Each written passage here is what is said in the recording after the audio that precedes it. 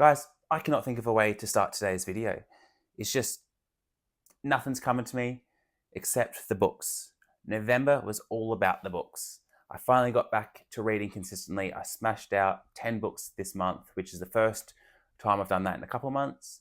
If you've been watching the channel, you know each month I set 10 books for myself to read, try to smash through the TBR, and we did a really good job this month.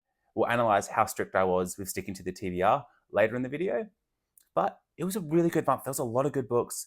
There was one really disappointing read, and this was the month where I finally stopped reading 5 books at once. I dialed it back, so I was just reading one book and listening to one book at a time. So there was a maximum of 2 to 3 books on the go, so I could really focus in on each story and read a little bit quicker rather than spacing out my time between a lot of different books. And that is something I'm going to prioritize doing for the rest of my reading time. I need to spend more time focusing in on single stories rather than jumping around from story to story. But yeah, in November, we covered a lot of different facets of fantasy, and there was books that ranged from some of my favorites of the year to some pretty disappointing reads and just everything in the middle. So we've got a lot to dive into, 10 books to cover plus a TBR to go over for December. So let's jump into this November wrap up. Firstly, with the first book, I actually covered this in my October wrap up because I finished it on November 1st. Ship of Magic, the first book in the Live Ship Traders, the second trilogy in the Realm of the Elderlings by Robin Hobb. And just going over the same sheet we did last time. Perfect. Just, there's not even a weakness section here because there's no weaknesses to Hobb's books, in particularly Live Ships. The pacing picks up from the Farseer trilogy. There's more POVs. There's just nothing you can complain about. It's a family drama in a nautical setting with fantasy elements. So the family dynamics are, they're so frustrating because they feel so real. They're very well done. And then just, there's some serpents going through the sea. There's some cool fantasy elements. There's a mystery building, and the way that Robin Hobb weaves her story together, where that you just get strands in the beginning and they just slowly go their own way and then just come together and just perfection by the end. If you haven't read any Hobb yet, you're doing yourself a disservice. You need to check out her books. But now it's time to jump into books I haven't talked to you guys about yet. Now, I have done a video for Jade City by Fonda Lee, the first book in her DragonBone Saga trilogy. And this book is incredibly hyped up on BookTube and any other sort of reviewing platform. This is a highly loved series. So my expectations were too high going into this. I didn't feel like I got the product that I was sold. I felt like this was going to be elite in every sort of category. I thought like the world building, the characters, the plotting would all just be top tier. So I was a little bit disappointed when everything was good, but there wasn't any great. The characters were good, but there wasn't the big character depth that everyone was telling me I was going to expect. So this was a matter of expectations not being met and not Jade City not being a good book. It was a jack of all trades. Every single aspect of the book was good, but it just had no masters. So whereas like Hobb would be a master of characters, but pacing might not be great, Fonda Lee does really good in every single category. Just, there was no outstanding in any category for me personally. So what is the DragonBone Saga? It is a modern mafia story. It often gets comparisons to The Godfather, and it's quite similar to that, though I haven't read that myself. Then there's the fantasy element of this being set on a small island that has been quite isolated from the world for a very long time. And on this island, they mine this mineral called jade that gives people superhuman sort of abilities. So they can do some pretty cool things. And the whole rest of the world wants to get this jade. So there's a big market for it. And the jade mine is primarily controlled by 2 rival gangs, but there are a few smaller gangs around the city and around the place. But there's just the main 2. We're following one of them that's having some issues at the moment. And then there's the other one that's trying to take control of the entire jade market. And that's the plot that this story revolves around. We're primarily following members just from one of the gangs. And yeah, this was really fun. Just getting a modern fantasy where you're in a modern setting with cars and phones. The story moved very quickly, and it was very easy to get a feel for the characters. The writing style felt very modern, and it just felt fantastic. I called this series a little YA in my review for it because it just felt like it lacked a certain amount of depth that I was hoping for and that I kind of want in my books. So for me, it read very much like The Hunger Games, though it's not anything like The Hunger Games at all in plot or characters, but it gave me that same reading experience and feel. So maybe the writing style was pretty close to it, but there were some sex scenes thrown into it, so it's not YA, but it really could be. Like those scenes were not necessary. They felt like Fonda was trying to make this an adult book when the rest of it just didn't match. They were out of place. There's no swearing, there's no cussing, there's no nasty things, and then there's just a sex scene thrown in there. It's like, why was that there? It didn't feel right. But fantastic read, modern fantasy. It felt very fresh. Like I hadn't read anything like it before. I liked the gang setting.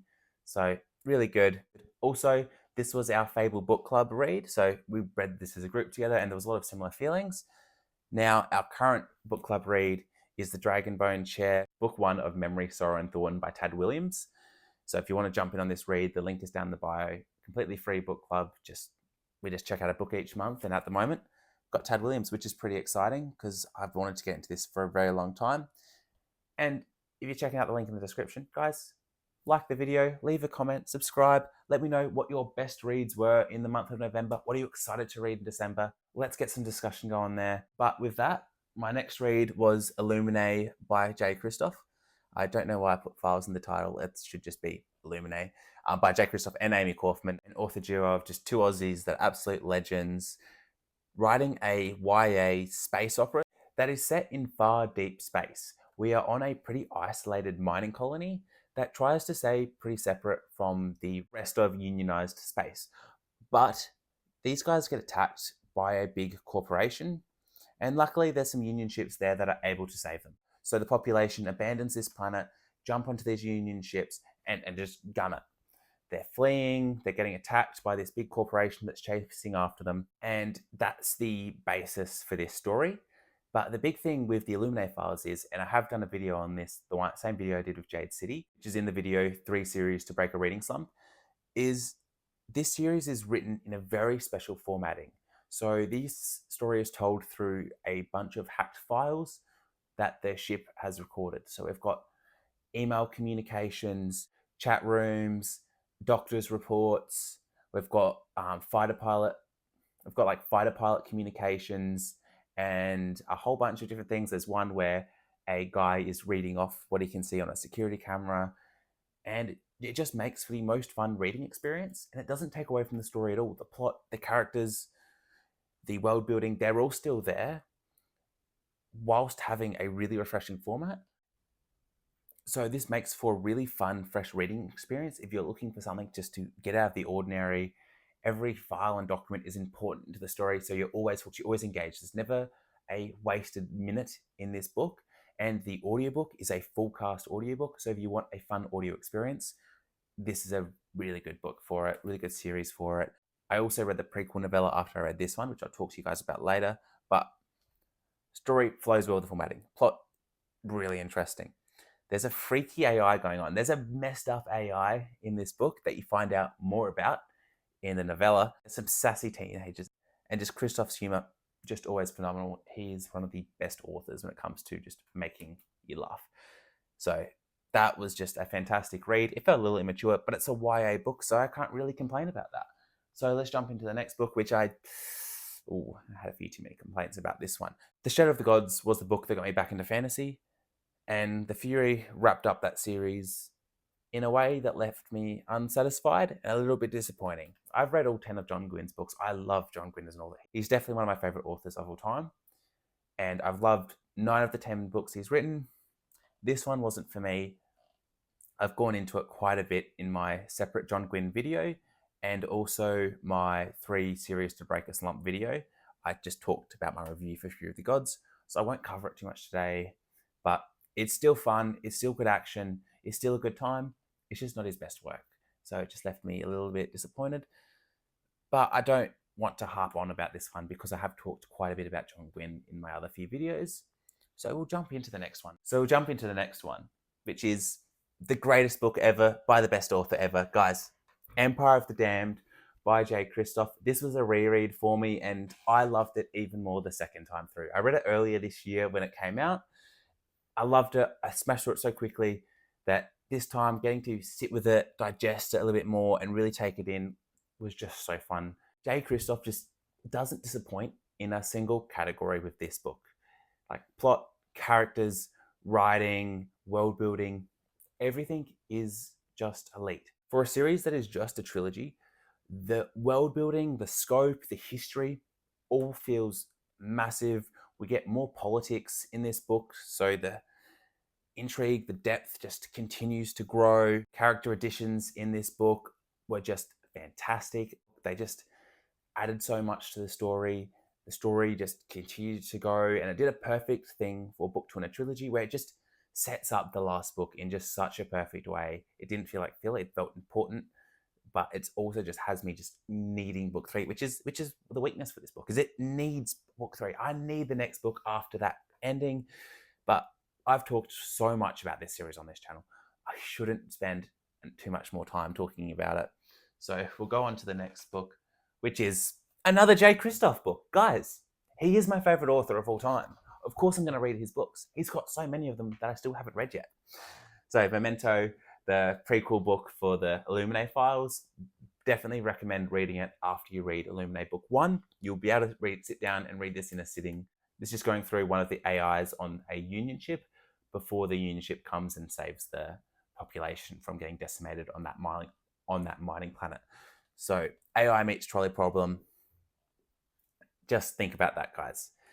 An AI starting to decide whether it should take one life to save the many, or AIs, should they be taking any lives? Are they a presence? I think their 4am may be mentioned in this book.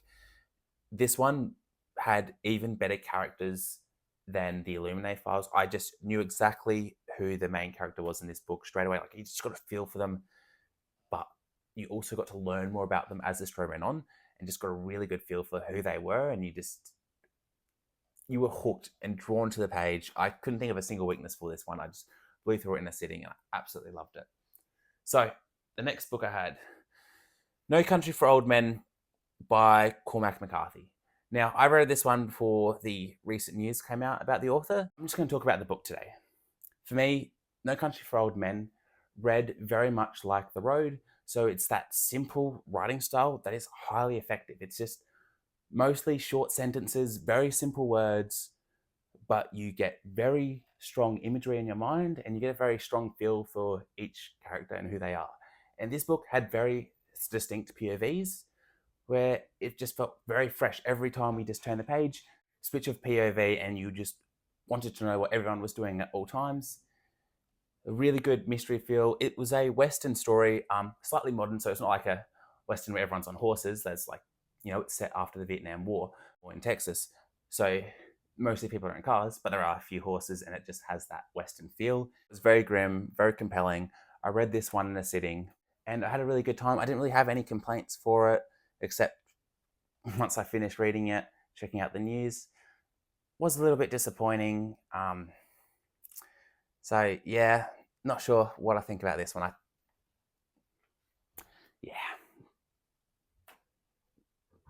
Yeah, let's go to the next one.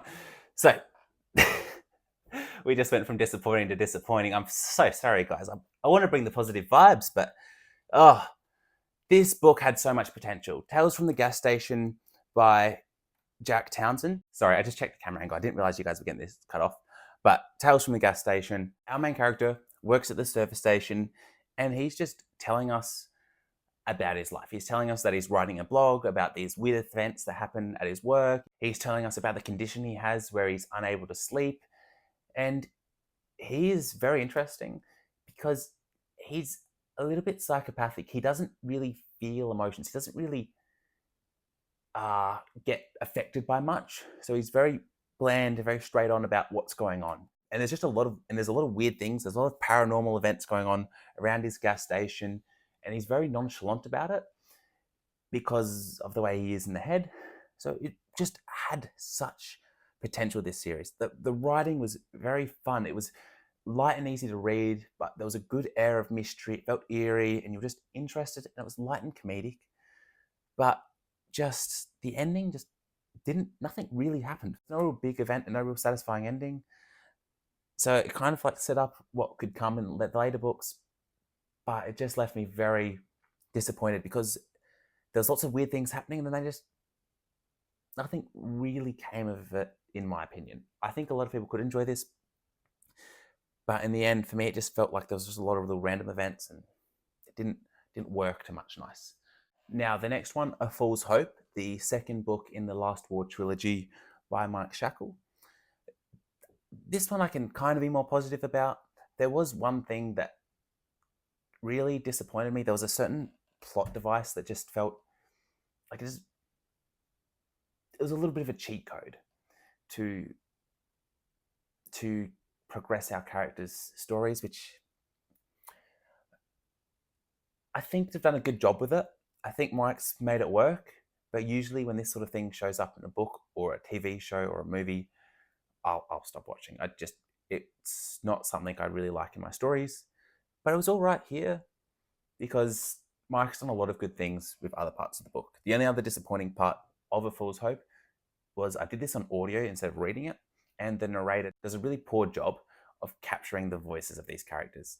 Usually, a lot of narrators nowadays are very well done. They usually elevate a story. They usually give characters a good voice. But here, this is a very dark, grim story, and the narrator just gives everyone a very, very cutesy, very immature, very young voice. And yes, there's young characters here, but they're jaded characters. These are people that have had hard lives. They don't have cutesy voices. They're just, the narrator just could have just given the characters some more depth with their voices. Anyway, the Last War trilogy has been a really fun experience. It reads like a John Gwynne series, just a little bit darker. It's not as dark as advertised, though it's pretty grim and pretty messed up, as it's deep explorations of war and living in a conquered nation, living under enemy rule. There's a deep exploration of the mental state of soldiers after going through traumatic events, and there's a deep look into what it's like just having enemy soldiers walking through your street every single day. That stuff is real dark, and all right, now maybe I've talked myself into it. Maybe it is as dark as advertised, but it's still very readable. It doesn't feel like it's overly grim and just not happy enough. Like, you should be able to read it, I think. Yeah, dark, fast-paced, reads very much like a Gwyn book, and yeah, there's just destructive action. There's some very just decimated settings in this book. Really good characters, and I'm excited to see how the next book goes, and I think the author's going to be able to pull it off with the plot device I didn't like and make it work. But one author that I absolutely adore, Jade War. I read Cursed of the MistWraith for the second time this year. I read it earlier in the year. I had a really good time with it. I read it a second time.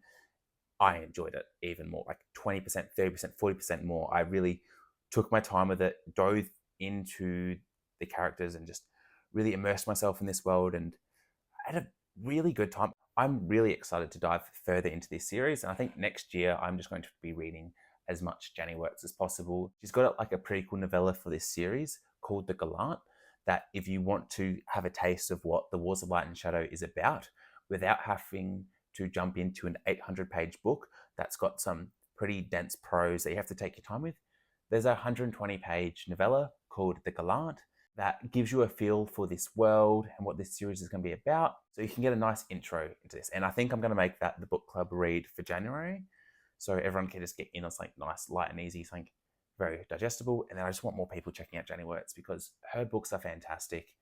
Her writing is so in-depth. She doesn't waste a line, but not in the way that like a Cormac McCarthy would. She'll use 10 words for a sentence, for example, but those 10 words say about 50. There's so many meanings that you can derive from each sentence. There's so much being said in her books. There's so much being explored and discovered. You can really read this book on quite a few levels. You can just read it as the events going on, or you can read it as the underlying themes that Jenny's really trying to explore.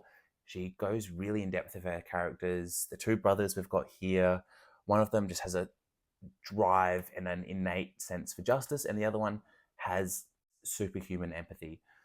So these are things that are baked into their royal lines, and they kind of come in conflict, and that's what leads to our Wars of Light and Shadow. We've got our Shadow guy here, and we've got our Light guy here, and this is the book that sets up what's going to come in the next 10 in the Wars of Light and Shadow. The world building here is absolutely huge. It just feels massive. You can go on Janny's website and check out the map for this world. It is huge, it's in depth, there's drawings all over it.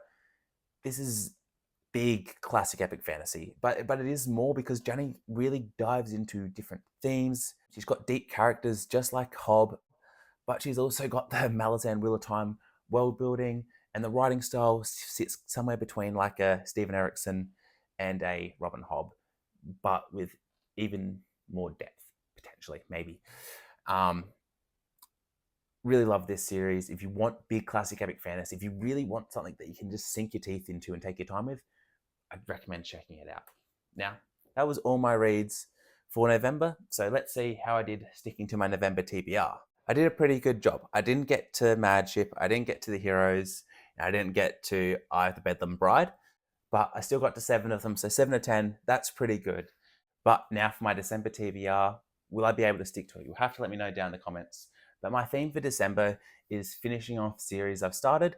So we'll be jumping straight back into the Illuminae files with Gemina and Obsidio. I'll just do these ones on audio, and they're going to be a really fun time. Of course, as everyone else is reading it, Wind and Truth, the last book of the Stormlight Archive, it's going to be great to dive into it.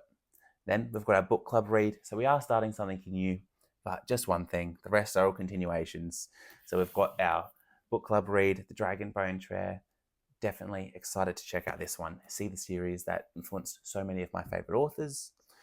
Getting back into the Greenbone saga, trying to finish off Jade War and Jade Legacy. Finish off the last book in the Last War trilogy Until the Last. I've already started this one. It starts very strong. Getting back to live ships, finishing off live ships with Mad Ship, Ship of Destiny, and then getting back to Janny Wirtz with the Ships of Merior. And this one is part 1 of a book. The publishers broke book 2 of the Wars of Light and Shadow into 2 books. So there's the Ships of Merior and the War Host of Vast something, a city starting with V. Very excited to jump into those. Do you guys think I'll actually be able to read all of this? I probably won't, but I'd like to think I'd be able to get a good 7 of them done and just really start marching through, getting my TBR finished off. But guys, that's it for today.